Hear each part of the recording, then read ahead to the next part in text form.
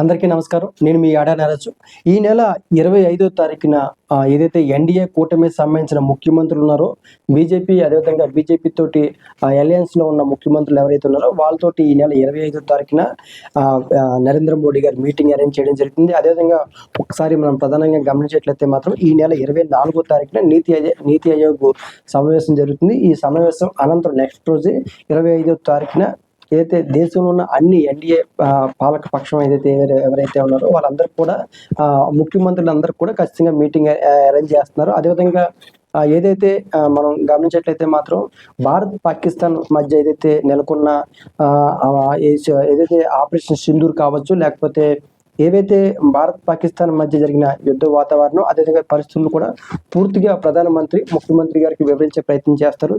అదేవిధంగా ఈమె గతం ఏదైతే యుద్ధం సంబంధించిన కాల్పు విరమణ సంబంధించిన అంశం ఏదైతే ఉందో దాన్ని ఆగిపోయిన తర్వాత కాల్పు విరమణకి ఒప్పుకోవడం తర్వాత ఏదైతే దేశంలో పరిస్థితులు ఏవైతే ఉన్నాయో కొంతమంది ప్రతిపక్షాలు కూడా ప్రధానమంత్రి గారి మీద విమర్శలు చేయడం జరుగుతుంది. అదేవిధంగా కేంద్ర ప్రభుత్వం మీద విమర్శలు చేయడం జరుగుతుంది. ఈ యొక్క ఏదైతే మనకు చాలా కాలం తర్వాత వచ్చిన అవకాశాన్ని ఎందుకు ఉపయోగించుకోలేకపోయారు అనే విషయాన్ని ప్రధానంగా వినిపిస్తున్నారు. అయితే ఈ అంశాలు అన్నిటి మీద కూడా ప్రధానమంత్రి గారు చాలా స్పష్టంగా వివరించే ప్రయత్నం చేస్తారు.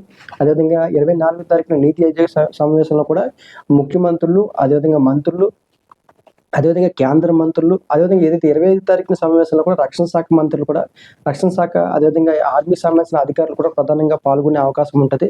కాబట్టి ఏదైతే భారత్ పాకిస్తాన్ మధ్య జరిగిన ఏదైతే యుద్ధ వాతావరణం నెలకొన్న సమయంలో జరిగిన అనేక అంశాలని ప్రధానమంత్రి గారు చాలా క్లియర్గా వివరించే ప్రయత్నం చేస్తారు.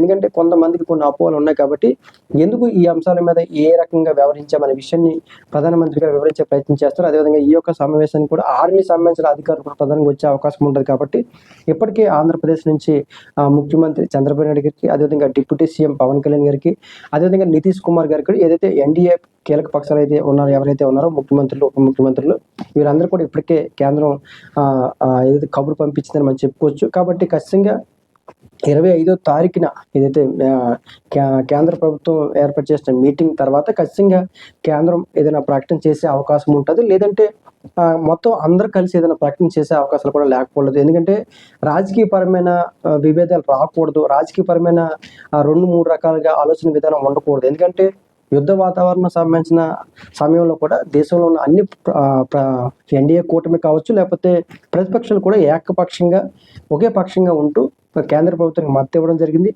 అదేవిధంగా ఏదైతే జరిగిన సంఘటనల తర్వాత కూడా అదే రకంగా వ్యవహరించాలి, లేకపోతే మాత్రం దేశ ఐక్యత దెబ్బతినే అవకాశాలు ఉంటాయనే విషయాన్ని కూడా ప్రధానమంత్రి గారు ఈ యొక్క అంశం మీద దేశ ఐక్యత, రాజకీయపరమైన ఐక్యత అంశాల మీద కూడా వివరించే అవకాశాలు ఉంటాయి. కాబట్టి ఖచ్చితంగా ఈ యొక్క మీటింగ్ అనంతరం 25 తర్వాత ఖచ్చితంగా ప్రధానమంత్రి గారు చాలా స్పష్టమైన ప్రకటన చేసే అవకాశం ఉంటుంది. అదేవిధంగా ఎన్డీఏ కూటమిలో అందరూ కూడా స్పష్టమైన వైఖరి ఏదైతే యుద్ధానికి సంబంధించిన అంశం ఏదైతే ఉందో దాన్ని ఖచ్చితంగా ఆయా రాష్ట్రాల్లో ఖచ్చితంగా దాన్ని ఎక్స్ప్లెయిన్ చేసే ప్రయత్నాలు చేసే అవకాశం ఉంటాయి. కాబట్టి ఖచ్చితంగా 25వ తారీఖున ఏర్పాటు చేయబోయే ఈ మీటింగు 24వ తారీఖున నీతి ఆయోగ్ సమావేశం ఉంటుంది. కాబట్టి ఖచ్చితంగా ఈ యొక్క సమావేశం చాలా కీలకంగా ఉండే అవకాశం ఉంటుంది.